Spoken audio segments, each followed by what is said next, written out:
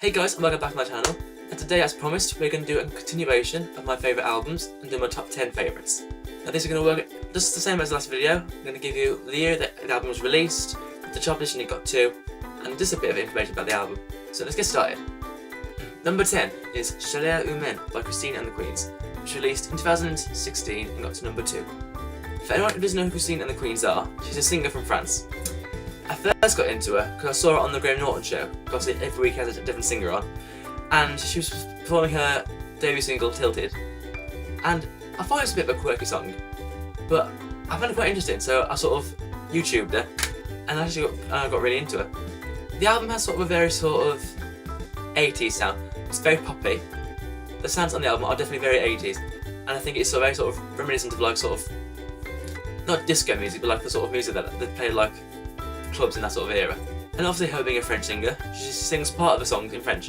Now I really like this because I did French up to AS level, so I know a bit of French. It's certainly a very unique album, so if you want to listen to something a bit different, a bit quirky, then I'd definitely recommend this album. My favourite track on this album is track number 3, which is Tilted. Number 9 is the first appearance by my favourite band, Fleetwood Mac, and it is Say You Will, which was released in 2003 and got to number 6. Now Say You Will was the first album from the band since 1995, and was the first not to feature Christine McVie since Kiln House. Now I personally think it's a very underrated album. It's the last album that the band have done, and it's not sort of as highly regarded as the other ones, but I don't know why, because it was, obviously it's not, the band is not in their heyday anymore, like they're not at the prime of their fame or whatever, but the music's still extremely good. Like it still has Lindsey Buckingham and Stevie Nicks doing the songs. And yeah, I think it's one of the best albums actually, out of the 17 I think they've done, or maybe more. My favourite track on this album is track number 3, Illume. I really like this song because it was written about 9/11. Because Stevie was in New York at the time of the 9/11 attack. And after she felt so moved by what happened, she was obviously devastated, as a lot of people were. And she was sat in a room one night with just a kind of candle burning. She was just thinking about how terrible it was, and she wrote this song. And I can really feel the sort of the emotion of the event. Obviously, I was 4 when that happened, and I have no recollection of it. It's not in my memory. But I really feel the emotion of the event when I hear this song, and I think the lyrics just speak perfectly about it.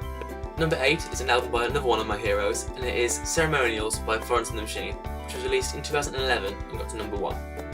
Now this is Florence's second album, and it definitely shows a progression from the first album, because this sort of has a lot of it has sort of one sound. Not meaning that every song sounds the same, but I mean it definitely has sort of a musical theme to the album.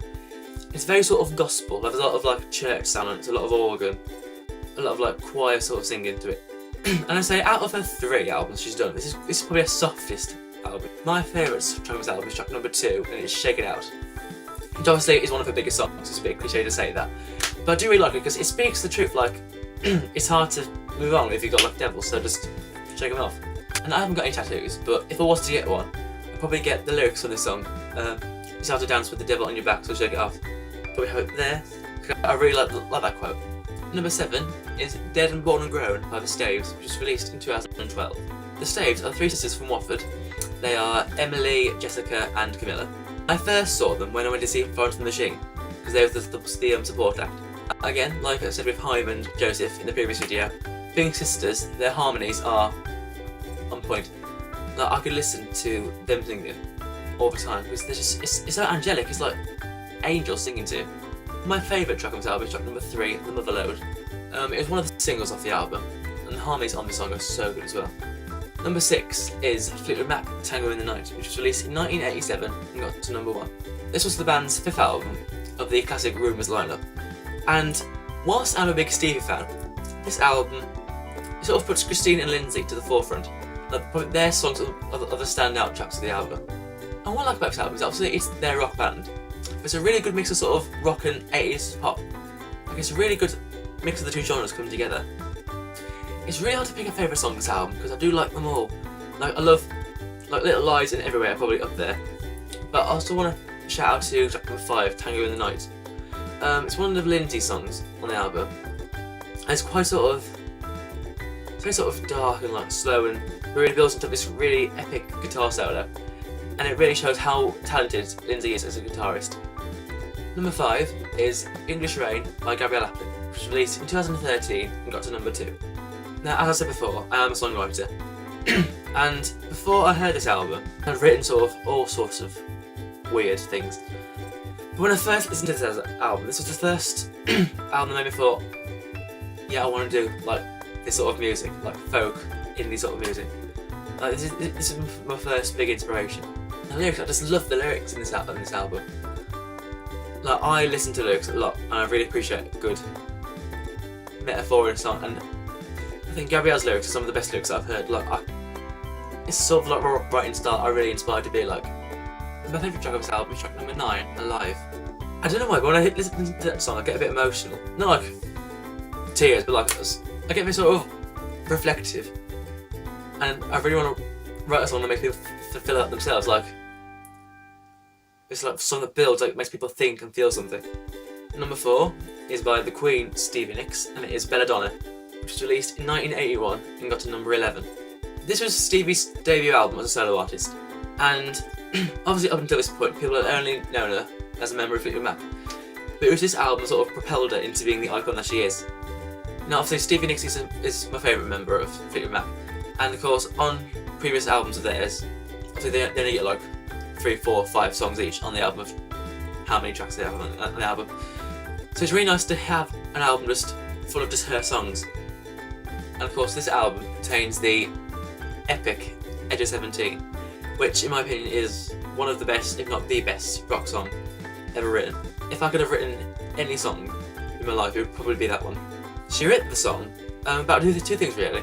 Probably about the death of John Lennon, because he was a big influence to her, and she was obviously devastated when he died. And it's partly also written about the death of her Uncle John. And the lyrics that they go, and suddenly there was no one left standing in the hall, is when her uncle died and she went out into the corridor to get a nurse to like help, and there's just no one there. And in the moment she felt so alone, just like there's no one else in the world. Number 3 is another Stevie Nicks album, and it is The Wild Heart, which was released in 1983 and got to number 28.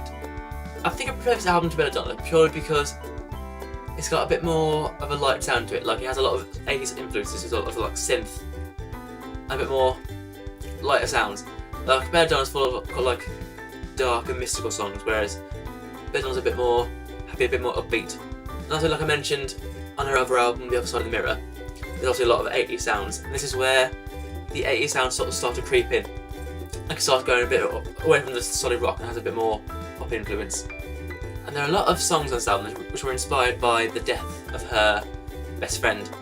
Track number 5, Nightbird, which does about her feelings of coping with her death. And number 6, Stand Back, which is the biggest song off the album. She wrote that when because basically her best friend died and left her newborn baby behind. And full of grief, Stevie and her best friend's husband got married. Big mistake, they were only married for 3 months because they realised how stupid it was. But she wrote Stand Back because it's sort of a way of saying, you know, this isn't right. Like, this isn't what we should be doing. My favourite track on the album is track number 8, Nothing Ever Changes. It's got like a really sort of big punchy sound. It's got the 80s sort of saxophone on it, but still like heavy rock guitar. And it really makes me sort of want to like rock out. Number 2, almost getting to the top, is Lungs by Florence and the Machine, which was released in 2009 and got to number 1. This being Florence's debut album, it also made a big impact on people. It's got a very sort of mystical sound, is probably the best way to describe it. Like, it's sort of, I feel like it'd be the perfect sort of soundtrack to like a fairy tale. Well, like, I love the sort of imagery evoking sort of sound. You can tell that it's definitely a debut album. Obviously, it's quite sort of, it's very sort of raw. Like, it sounds very much like a lot of songs that she's written sort of come together. My favourite track on the album is track number 4, Howl. I really like that song because, again, it sort of evokes imagery. And finally, my favourite album of all time is, it couldn't be anything else, it is Rumours by Fleetwood Mac, which was released in 1977 and got to number 1. Now, I suppose it's a bit cliche to have that as my favourite album, my favourite Fleetwood Mac album, because obviously that is the classic album. But it is just so good. You can tell why it's the most famous and most successful one. It constantly winds up in the best albums of all time, the top rock albums of all time, and I think in a minute it's the 8th best-selling album of all time. It's this album that really cemented them as the icons that they are in the rock world, and just in the whole musical world really, like just the icons that they are. But a lot of people agree this is still the prime of their songwriting because they had a lot of inspiration during this time. Like the backdrop of this album was definitely sex, drugs, and rock and roll. Like this is the time when like cocaine started becoming quite prevalent in their lives. Christine and John McVie had just divorced. Stevie and Lindsay had split up. Stevie was starting to have an affair with Mick, the drummer. So it's all kicking off, really. And with Fleetwood Mac, I think there's probably 5 songs which everyone knows with Fleetwood Mac. Even if they don't know, they know. Like One Being Everywhere, and Tango in the Night. And then this album has the other 4, I think, which are The Chain, Dreams, Don't Stop, and Go Your Own Way. And like just hearing that those 4 classic songs from this one album shows how epic it is. My favourite track on the album is probably the last track, number 11, which is Gold Dust Woman. And it's just such a good song. Like, but also the album version doesn't do it justice. Like you've got to hear them do that song live. It's far more impressive and just, oh, it's just so good. So guys, I hope you enjoyed that. Sorry about the cough, I've got a bit of a frog in my throat, but hopefully it wasn't too much of a problem. So yeah, those are my top 10 favourite albums, Rumours being on number 1. Don't forget to subscribe and like the video down below, and I'll see you again next time. See ya!